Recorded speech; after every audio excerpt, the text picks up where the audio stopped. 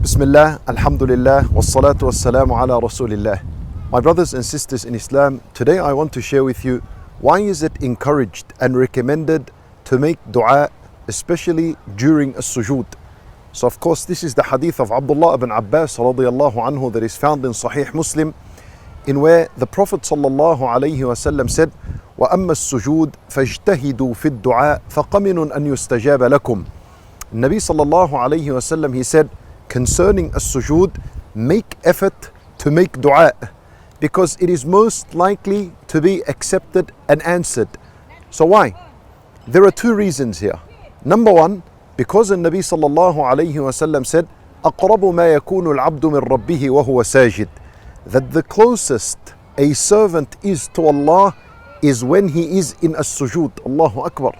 So during your day and during your night, the closest ever you will be to Allah subhanahu wa ta'ala is when you are in sujood, subhanallah. And this is why every rak'ah has two sujood. Allah Azza wa Jal is giving us an opportunity that we be close to Him. So that's the first reason for why the dua in a sujood is most likely accepted, because you are now the most closest to Allah subhanahu wa ta'ala. And the second reason, Wallahu a'lam, and listen to how beautiful this is, and that is because the dua in a sujood comes after praising Allah Azza wa Jal. What do I mean by this? When you pray and you come up from a ruku', let's say you're in your ruku' and you came up, you say Sami' Allahu liman hamidah, which means Allah answers the call of the one who praises Him. Then you say Rabbana wa lakal hamd, you praise Allah, you say, oh Allah, to you belongs all praise. Then you go into sujood and you make dua. So that dua in sujood, it comes after you praise Allah. When you are standing, when you came from ruku', you said Sami' Allahu liman hamidah, Allah answers the one who praises Him. Then you praise Him, you say Rabbana wa lakal hamd. Now you're going to sujood and making dua after you say Subhana Rabbi al-A'la. And that dua in sujood is coming after you have praised Allah when standing, subhanallah.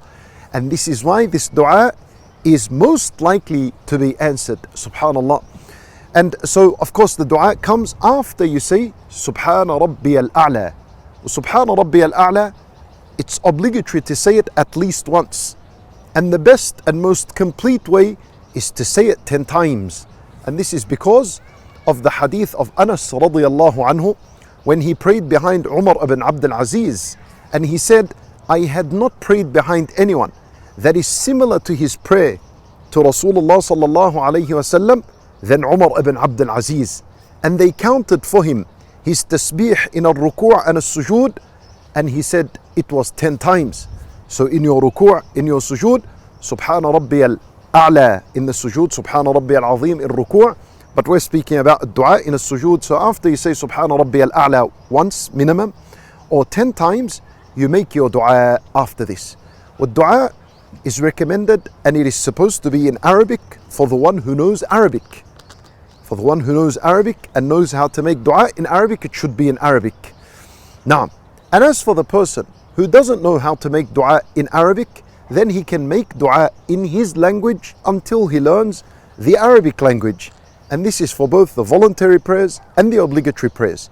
And it is best to focus your dua towards matters of the afterlife in your obligatory prayers, and leave worldly matters for the voluntary prayers. And there is of course no harm if you made whatever dua you like in your obligatory prayer and in your voluntary prayer. Wallahu a'lam, wa sallallahu wa sallam wa baraka ala nabiyyina Muhammad wa ala alihi wa sahbihi ajma'in.